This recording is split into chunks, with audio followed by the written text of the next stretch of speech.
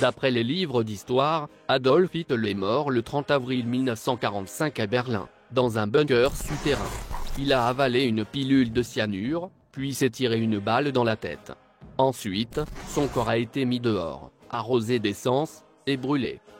Certains n'achètent tout simplement pas l'histoire officielle, et ont élaboré leurs propres théories sophistiquées pour raconter ce qui s'est vraiment passé. La plupart des théories du complot exposées ici sont particulièrement farfelues et incroyables, mais ça ne veut pas dire qu'elles ne valent pas la peine qu'on s'y intéresse, juste pour le plaisir. En Antarctique.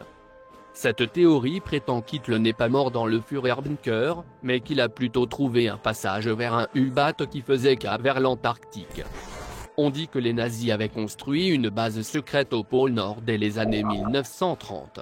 Le grand amiral Karl Deo Tremanitz a déclaré en 1943, la flotte sous-marine allemande est fière d'avoir construit pour le Führer, en un autre endroit du monde, un Shangri-La sur Terre, une forteresse impénétrable. Cela implique qu'Adolf Hitler a été sorti clandestinement d'Allemagne, puis déposé en toute sécurité dans une base secrète contenue dans un bunker, en Antarctique, qui a été finalement détruite par la Grande-Bretagne dans les années 1950. Il y a effectivement des rapports indiquant que les nazis avaient une base secrète dans la région du pôle Nord. Pendant les années 1940, les nazis utilisaient cette base secrète pour tester leur prototype de soucoupe volante, à savoir boule de feu, drapeau de feu, aller au feu. En Argentine. D'après l'auteur Simonidia, qui a écrit le livre Hitler, sa vie et sa mort, Hitler a fui son bunker berlinois et est mort en Amérique du Sud en 1984 à l'âge de 95 ans. Alimenté par le fait que de nombreux hauts fonctionnaires du régime nazi se sont enfuis en Argentine, y compris Adolf Eichmann et Joseph Mengele, cette théorie nous dit qu'Hitler est monté à bord de l'U-boat 977 et s'est mis en route vers le sud de l'Argentine depuis la Norvège, voyage qui a duré 2 mois et demi.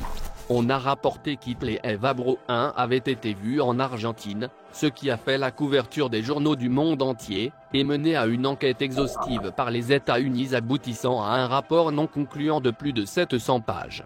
Certaines personnes pensent qu'Hitler, avec sa petite amie noire Kutinga, a vécu heureux quelque part dans une hacienda argentine, sous le nom d'Adolf Leipzig.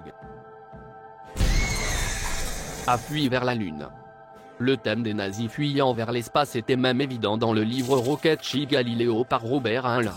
Le livre a été publié 2 ans après la Seconde Guerre mondiale, et part du principe que les nazis ont colonisé la Lune. Les nazis avaient une base lunaire secrète et Hitler a été envoyé sur la Lune en utilisant la technologie des fusées. Selon certaines théories du complot, après la Seconde Guerre mondiale, Hitler n'a pas seulement fui son pays, mais il a aussi fui la planète et vécu dans une base lunaire souterraine.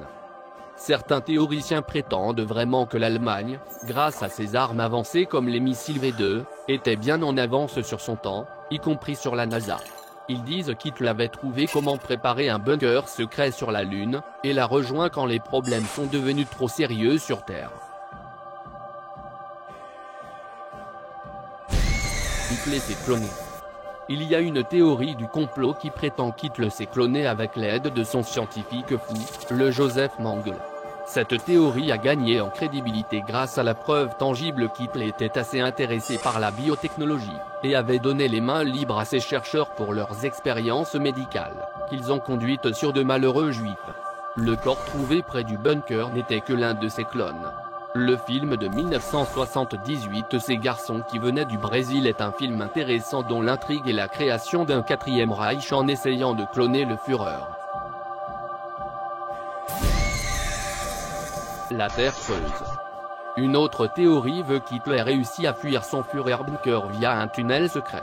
Hitler a traversé un tunnel souterrain jusqu'à une piste d'atterrissage lointaine, et s'est envolé pour le pôle sud. De là, il est entré dans la Terre creuse par l'entrée située au pôle sud. L'origine de cette théorie provient du fait que certains des meilleurs conseillers d'Hitler, potentiellement Hitler lui-même, pensaient que la Terre était creuse. Les nazis avaient même envoyé plusieurs expéditions pour le prouver, mais ne sont jamais arrivés à le confirmer. Certains partisans de la théorie de la Terre vide acceptent l'idée de la fuite d'Hitler comme un fait. Enlevé par des aliens. Et quand vous pensiez que ça ne pouvait pas devenir plus bizarre, il y a une théorie qui prétend qu'Hitler a été enlevé par des aliens qui l'a peint une fois.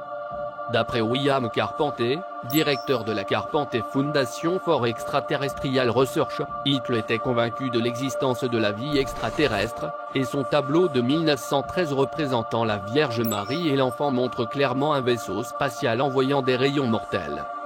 Carpenter a également déclaré « L'arrivée d'Hitler au pouvoir et les succès ahurissants des nazis dans leur conquête de l'Europe ne peuvent être expliqués que d'une façon. Il a été aidé. Aidé par des créatures extraterrestres, bien sûr.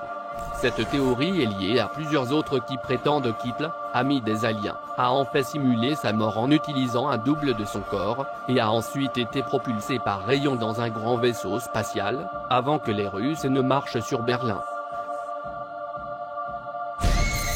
À San Diego.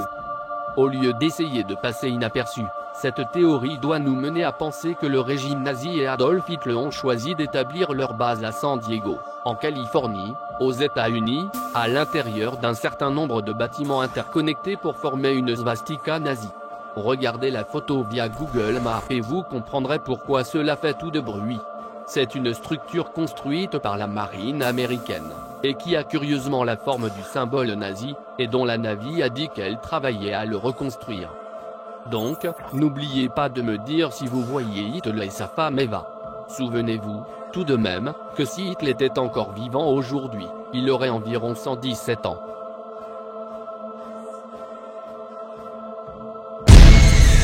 Merci d'avoir regardé. Et si vous aimez la vidéo, donnez-lui un like et abonnez-vous s'il vous plaît.